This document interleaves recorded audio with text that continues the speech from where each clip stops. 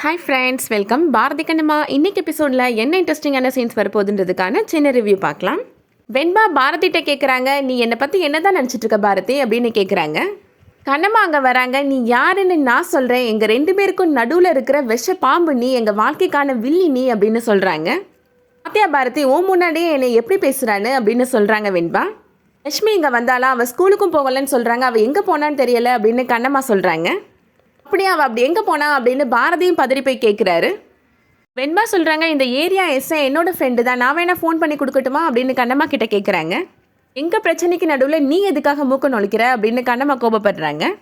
பாத்தியா பாரதி, இவளுக்கு குழந்தைய கண்டுபிடிக்கணும் அப்படின்றதெல்லாம் முக்கியம் கிடையாது, உன்னோட ரிலேஷன்ஷிப் அவளுக்கு வேணும், அதுதான் முக்கியம் அப்படின்னு சொல்கிறாங்க வெண்பா. கண்ணம்மா வெண்பா கிட்டக்க சொல்கிறாங்க, சரியான வயசில் உனக்கு கல்யாணம் ஆயிருந்துச்சுன்னா புருஷன் குழந்தைன்னு வாழ்ந்திருப்பா, உனக்கு அன்புனா என்னன்னு புரிஞ்சிருக்கும். நீ செத்தா கண்ணீர் விடுறதுக்கு பாசமாக ஒரு நாயை கூட நீ வளர்க்கலை அப்படின்னு சொல்கிறாங்க கண்ணம்மா. வெண்பா கதை கேட்டோடனே கோபம் வந்துடுது. நீ பெரிய ஒழுங்கா, நீ என்னமோ புருஷன் கூட வாழ்கிற மாதிரி பேசுகிற அப்படின்னு சண்டை போடுறாங்க. கண்ணம்மாட்ட வெண்பா சொல்கிறாங்க, முடிஞ்சால் லட்சுமியோட அப்பா பாரதி தான் அப்படின்னு அவனை உன்னால் ஒத்துக்க வைக்க முடியுமா அப்படின்னு கேட்குறாங்க. பாரதிக்கு கோபம் வந்துடுது. இதனே மீன் மார்க்கெட் நினச்சிங்களா, இது ஹாஸ்பிட்டல், 2 பேரும் அமைதியாக இருங்க அப்படின்னு திட்டுறாரு.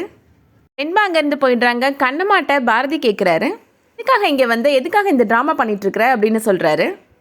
கண்ணம்மா சொல்கிறாங்க, லட்சுமியை நிஜமாவே காணும், அவளை பார்த்துட்டு போகலான்னு தான் வந்தேன், உங்களெல்லாம் ஒரு ஆளுன்னு மதித்து வந்தேன் பாருங்கள், என்ன சொல்லணும் அப்படின்னு கோபப்பட்டு அங்கேருந்து போயிடுறாங்க. லட்சுமி பாரதியோட கிளினிக்கு வராங்க.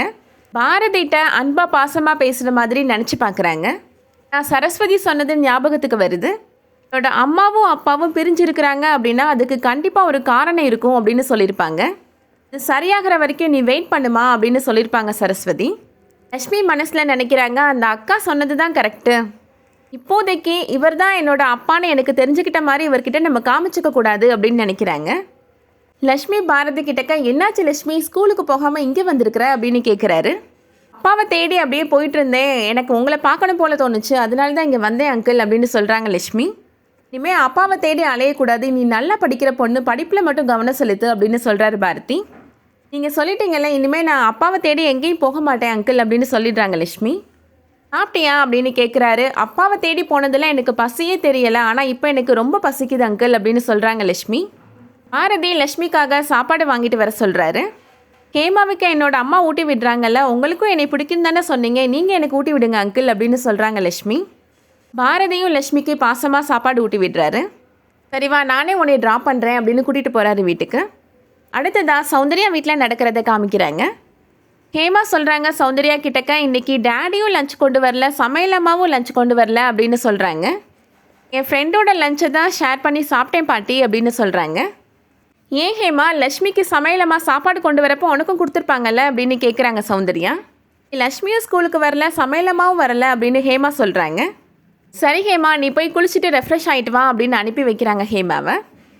சௌந்தர்யா வேணுக்கிட்ட சொல்கிறாங்க, லட்சுமி ஸ்கூலுக்கு வரலன்னா ஏதோ எனக்கு பயமாக இருக்குங்க, அப்பாவை தேடி எங்கேயாவது போயிருப்பாளோ அப்படின்னு சொல்கிறாங்க.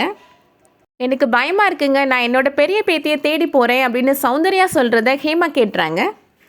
யார் அந்த பெரிய பேத்தி அப்படின்னு கேட்குறாங்க. சௌந்தர்யா என்ன பதில் சொல்கிறதுன்னு தெரியாமல் யோசிக்கிறாங்க. வேணுட்ட நீங்களே சொல்லுங்கள் அப்படின்னு சொல்கிறாங்க. இது ஹேமா, உன்னோட அத்தை பொண்ணை தான் பெரிய பேத்தி அப்படின்னு சொன்னாங்க பாட்டி, அவங்கள பார்த்து ரொம்ப நாள் ஆச்சுல, அதை தான் சொல்லிட்டு இருந்தாங்க அப்படின்னு சொல்லிடுறாரு. யாரையோ தேடி போகணுன்னு சொல்லிட்டு இருந்தீங்களே அப்படின்னு ஹேமா மறுபடியும் கேள்வி கேட்குறாங்க. சௌந்தர்யா ஹேமா கிட்டக்க, பெரிய மனுஷி மாதிரி கேள்வி மேலே கேள்வி கேட்டுகிட்டே இருக்காத ஹேமா, அஞ்சலிகிட்ட சொல்லி ஹேமாவுக்கு ஏதாவது ஸ்நாக்ஸ் செஞ்சு கொடுமா அப்படின்னு ஹேமாவையும் அஞ்சலியும் அனுப்பி வச்சிடுறாங்க. அகிலன் கோபப்படுறாரு. சௌந்தர்யாட்டையும் வேணுட்டையும், எத்தனை நாள் தான் இப்படி பொய் சொல்லி சமாளிக்கிறீங்கன்னு நானும் பார்க்குறேன் அப்படின்னு சொல்கிறாரு. ஒன்று மட்டும் சொல்கிறேம்மா, ஹேமாவுக்கு மட்டும் உண்மை தெரிஞ்சிச்சுன்னா அவள் கண்டிப்பாக லட்சுமியையும் அண்ணியையும் அவளே கூட்டிகிட்டு வந்துடுவா அப்படின்னு சொல்கிறாங்க. அதோட எபிசோட் முடியுது. வெயிட் பண்ணி பார்க்கலாம் அடுத்து என்ன நடக்க போகுதுன்றதை. இந்த வீடியோ உங்களுக்கு பிடிச்சிருந்துச்சுன்னா லைக் பண்ணிக்கோங்க. சீரியல் அப்டேட்ஸ்க்கு நம்ம சேனலை சப்ஸ்கிரைப் பண்ணிக்கோங்க. தேங்க்ஸ் ஃபார் வாட்சிங்.